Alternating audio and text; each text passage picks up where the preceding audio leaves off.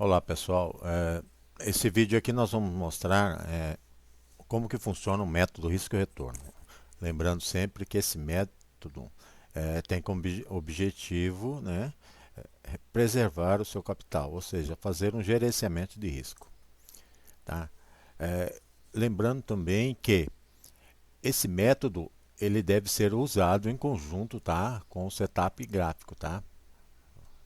O setup gráfico já foi definido em outro vídeo nosso, tá? Que vai indicar para a gente o ponto de entrada que atende aos critérios, tá?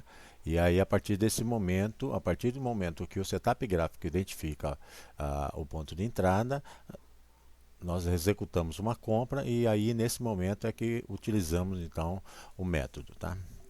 Como o próprio slide fala aqui, como tudo na vida, a bolsa também não tem certeza. Justamente por não ter a certeza que a operação dará um bom resultado, foi criado esse método aqui de risco-retorno. Tá? Você determina ali uma margem de perda em percentual, 5%, 10% em cada operação, 2%, aí fica até o critério. Tá? E baseado nisso daí, você faz a multiplicação para o teu ganho o dobro desse valor. Se eu definir que eu tenho um limite aceitável de 5% de perda, eu vou identificar que o meu ganho será em torno de 10%, ok? Então seria como se fosse uma regra matemática 2 por 1. Só para ilustrar aqui, esse quadro aqui, ele analisa o seguinte, tá? Uma simulação onde em 5 operações eu tive 3 resultados negativos, menos 5, menos 10 e menos 5, e 2 resultados positivos, um de 5 e um de 20.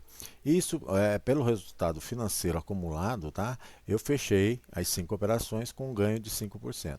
Tá?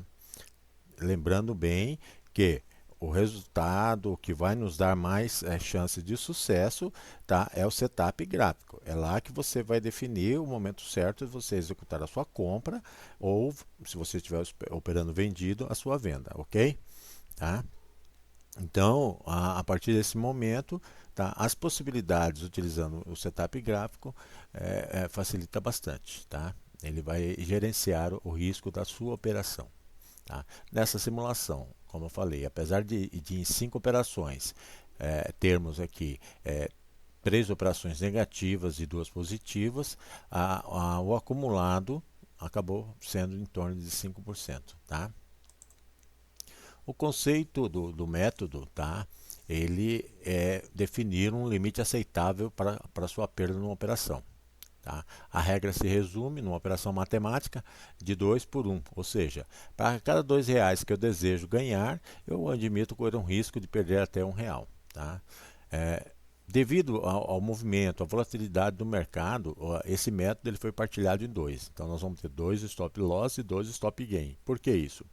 Tá? Porque existe em determinados momentos que o setup identifica o ponto de entrada, ele dá uma breve subidinha, daqui a pouco ele dá uma caída e volta a subir de novo. Isso nós chamamos de violinada, né? Ou seja, ele dá aquele tombo rápido e volta a subir.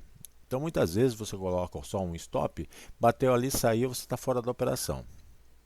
E no nosso caso não, com 2 stops, o que acontece? Nós podemos sair no primeiro stop, mas permanecemos na operação no segundo stop.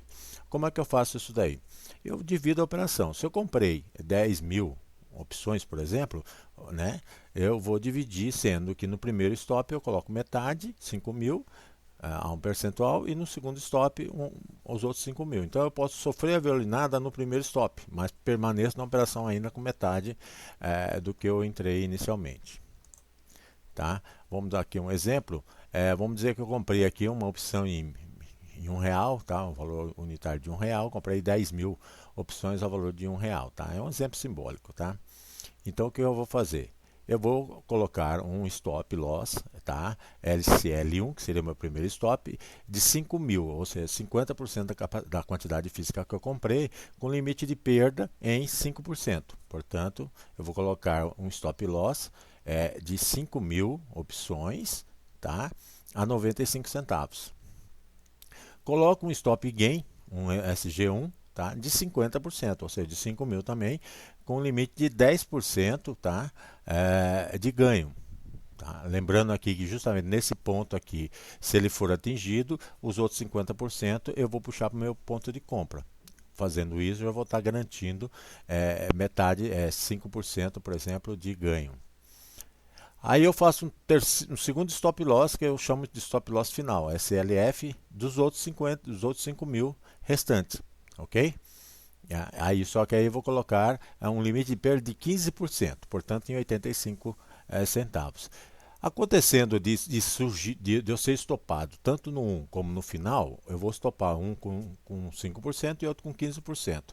Na realidade, o que aconteceu? 5 com 15 são 20, dividido por duas operações, a minha perda máxima foi de 10%. Tá?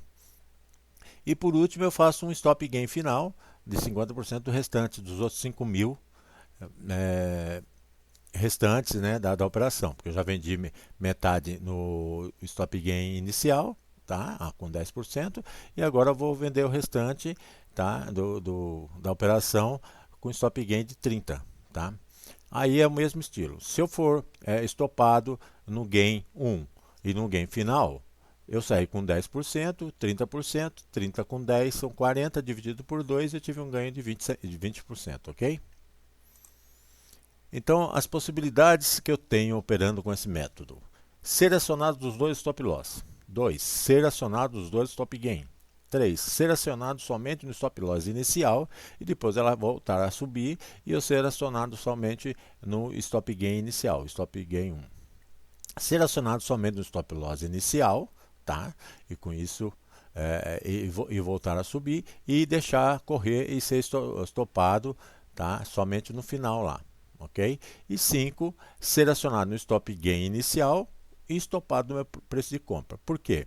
Porque quando eu for estopado, tá? Não fui estopado em nenhum loss, só no gain, tá?